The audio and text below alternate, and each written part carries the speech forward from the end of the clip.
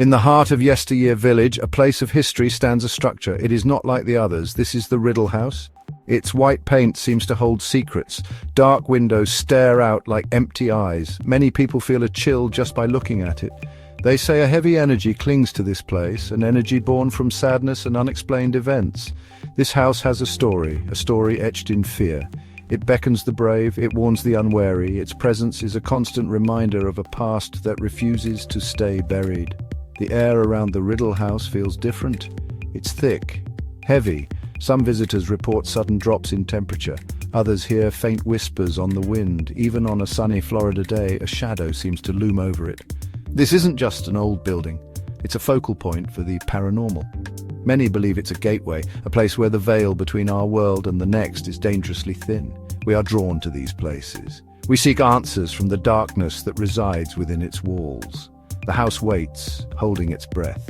Before it was moved, its reputation was already growing. Stories circulated among locals, tales of strange noises, unseen hands, a feeling of being watched. The Riddle House was a place of mystery, a place of dread. Its simple wooden frame concealed a complex and terrifying history, a history that followed it.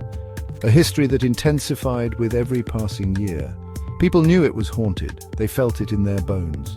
The very wood seems to cry out with the pain of its past inhabitants and their terrifying experiences. Yesteryear Village offers a glimpse into Florida's past, but the Riddle House offers something more. It offers a chilling look into the unknown, into what happens when a place becomes so saturated with tragedy, when spirits become trapped, angry, restless. This house is more than just an exhibit, it's an active haunting, a place where the dead still walk, where their stories are still being told, through cold spots, through disembodied voices, through the fear it instills in all who dare to enter its domain. This is a raw location.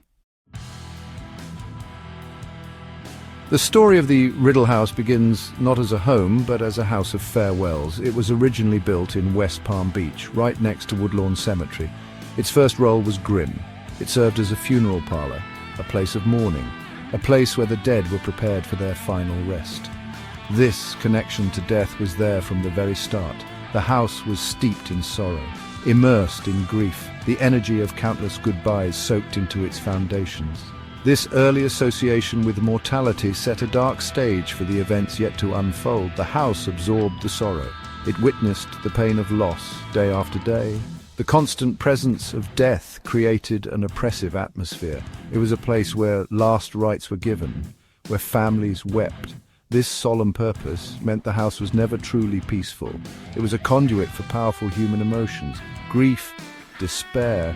These energies can linger. They can imprint themselves onto a location, making it a beacon for the supernatural. The house was, in essence, born from death's shadow, a shadow that would grow longer and darker over time.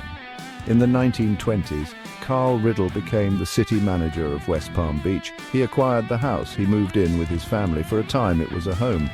But the underlying darkness remained. Carl Riddle himself was a practical man, but even he could not ignore the strange occurrences.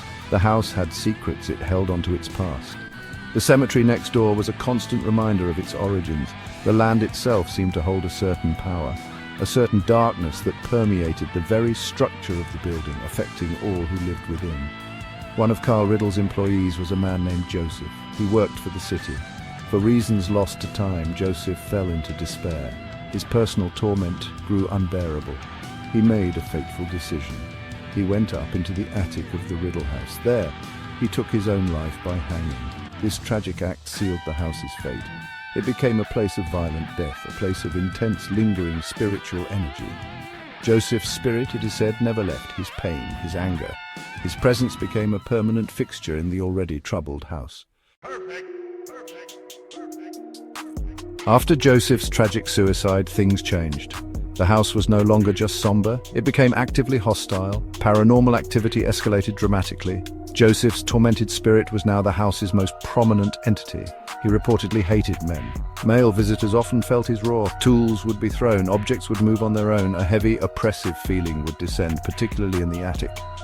Joseph's presence was strong, angry. He made it clear that he was still there.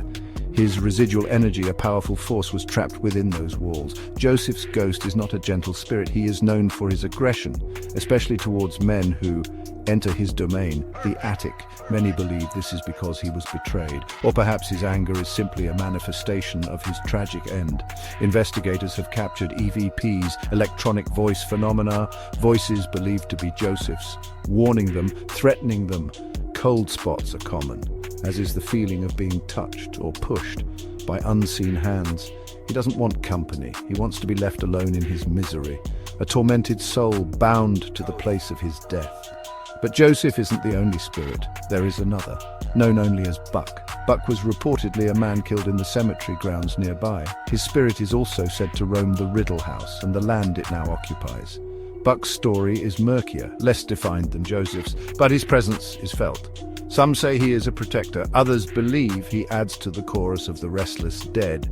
His connection to the property or the house itself is debated, but his energy signature has been detected by paranormal investigators who dare to explore the property. The combined energies of Joseph and Buck, and perhaps others, created a terrifying environment. Furniture would move, doors would slam shut. Disembodied voices echoed through the halls. The Riddle family themselves experienced these things. They lived with the unexplained. They lived with the fear. The house was alive with the spirits of the dead. Each creak of the floorboards, each sudden chill was a reminder that they were not alone. The paranormal activity was relentless, a constant barrage of unexplained phenomena that tested the limits of their understanding and their courage. The city of West Palm Beach decided the house had to go. It was slated for demolition, but history found a savior. Yesteryear Village at the South Florida Fairgrounds stepped in. They wanted to preserve the historic building. In the 1990s, the Riddle house was carefully dismantled. Piece by piece, it was moved, reconstructed in its new home. Many hoped the move would quiet the spirits. They were wrong. The paranormal activity didn't stop. It got worse, much worse, as if the spirits were angered by the disturbance. The relocation seemed to agitate the entities within. Reports of paranormal phenomena surged. It was as if the house, once uprooted, unleashed all its pent-up energy. Staff and visitors at Yesteryear Village began to experience intense encounters. Objects flew across rooms with greater force. Apparitions were seen more frequently. The attic remained Joseph's stronghold, his anger palpable. The move didn't cleanse the house, it concentrated its darkness. It made the Riddle house one of the most active paranormal sites in Florida, an undeniable vortex of spiritual unrest. The intense hauntings attracted media attention. Paranormal investigators from around the world came. They wanted to experience the Riddle house up. They wanted to capture evidence. The popular television show Ghost Adventures featured the house. Our investigation was intense. We documented compelling evidence, EVPs, unexplained noises, personal experiences that left us shaken. The house lived up to its terrifying reputation. It delivered proof of the paranormal. Proof that something powerful resides within its walls. The exposure brought its dark fame to a global audience. Today, the Riddle house stands as a chilling tourist attraction, a monument to its dark past. People come seeking thrills, seeking proof of the afterlife. They often leave with more than they bargained for. The house continues to be a place of mystery, a place of fear. Its legacy is one of death, sorrow, and unexplained terror. The Riddle house is a stark reminder. Some places are forever marked, forever haunted. Its doors are open, but enter at your own risk. The spirits are waiting. This is their house now, and they never truly let you leave unchanged. Its eerie legacy is a constant, chilling whisper in the Florida night.